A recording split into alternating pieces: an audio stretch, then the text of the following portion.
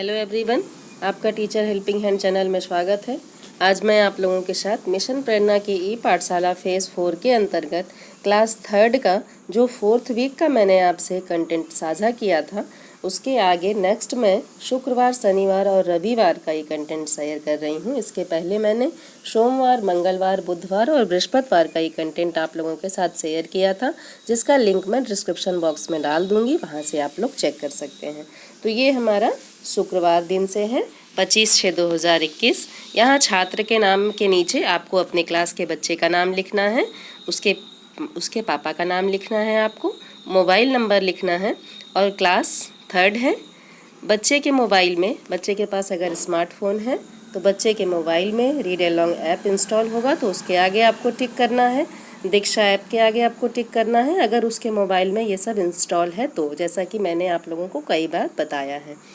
उसके बाद नेक्स्ट हमारा क्या है, DDUP पर प्रसारित कार्यक्रम।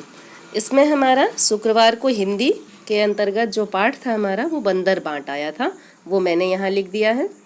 गतिविधि आधारित कार्यक्रम के अंतर्गत कहानी बकरी और पतंग की कहानी ये आया था, और गतिविधि राजा रानी चोर पुलिस खेल ये था हमारा। और आओ अंग्रेजी सीखें ये हर दिन आता है, आप लोग जानते हैं। आओ अंग्रेजी सीखें का एपिसोड 19 और 20 इसका लिंक आया था, जिसको हम लोगों को शेयर करना था। हमारी एक शिक्षिका साथी हैं प्रियंका मैम, वो कह रही थी, उन्होंने मुझसे कमेंट सेक्शन में लिखा था कि आओ अंग्रेजी सीखें को हम लोग किस तरह से मेंटेन कर सकते हैं।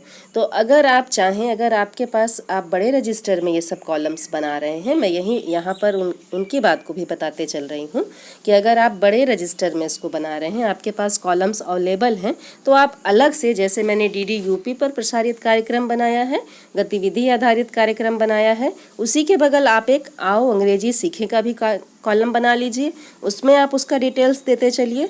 और अगर जैसे मैंने बनाया है ऐसे भी आप बनाएंगे तो कोई दिक्कत नहीं है, आप गतिविधि आधारित कार्यक्रम के नीचे आओ अंग्रेजी सीखें का भी जो एपिसोड प्रसारित होता है वो आप लिख सकती हैं। तो इस तरह से हम लोग यहाँ पर आओ अंग्रेजी सीखें एपिसोड 19 और 20 लिख दिए हैं। अब ग्रुप में दिया गया गृह कार्य जो है, जो बच्चे हमारे ग्रुप में जुड़े हैं, ये गृह कार्य उन्हीं बच्चों के लिए होता है जिनके पास स्मार्टफोन है। तो हिंदी हमारा बंदर बाँट था चैप्टर, तो इसके आधार पर मैंने अपने बच्चों को प्रश्न दिया कि दोनों बिल्लियों में किस चीज़ को लेकर झगड़ा हुआ था। आप लोग भी पाठ के आधार पर अपने बच्चों को कोई भी प्रश्न दे सकते हैं। अभिभावक से बात करने के बाद जो प्रतिक्रिया होती है आपके गार्जियन की, आप वहाँ पर लिख दें। फिर नेक्स्ट हमारा देखिए, ये हमारा दिन शनिवार का आ जाता है। शनिवार को बच्चे का नाम मैंने सब लिख दिया वैसे ही जैसे लिखना है आपको। फिर नेक्स्ट हमें क्या करना है, इस बच्चे के पास स्मार्टफोन नहीं है, इसके घर में टीवी है, इसलिए मैंने टीवी के आगे टिक लगा दिया है, आप देख सकते हैं। और DDUP पर प्रसारित कार्यक्रम के अंतर्गत इंग्लिश का आया था, सब्जेक्ट इंग्लिश था, जिसमें चैप्टर हमारा था माई फैमिली, यहाँ मैंने लिख दिया। गतिविधि आधारित कार्यक्रम है, तो शुक्रवार को जो गतिविधियाँ आई थीं, शनिवार को बच्चे उनकी पुनरावृत्ति करते हैं, इसलिए मैंने यहाँ पुनरावृत्ति लिख दिया है। आओ अंग्रेजी सीखें का एपिसोड 20 और 21 इसका लिंक आया था, जिसको यहाँ पर लिख दिया गया है।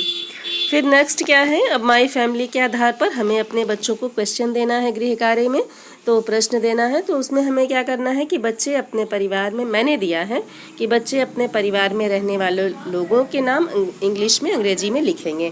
जैसे फादर को क्या कहते हैं, मदर को क्या कहते हैं, मम्मी को क्या कहते हैं, पापा को क्या कहते हैं, तो बच्चे फादर, मदर, ब्रदर, सिस्टर इस तरह से लिखें।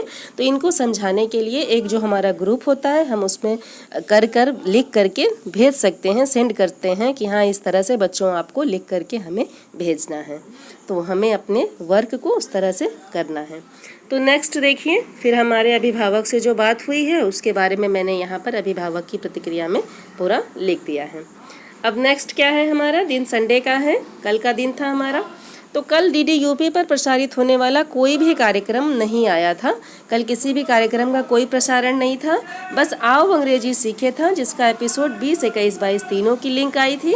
इसलिए मैंने गतिविधि आधारित कार्यक्रम के नीचे आओ अंग्रेजी सीखें एपिसोड 20, 21, 22 लिख दिया है।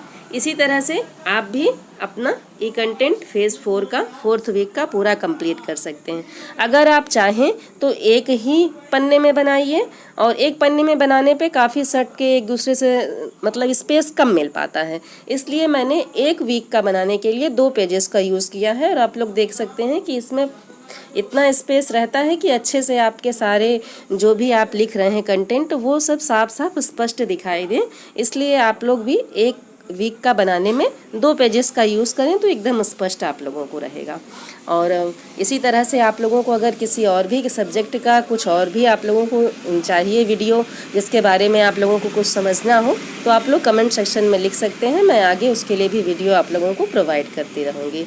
मेरे चैनल को आप लाइक शेयर एंड सब्सक्राइब करें। Thank you.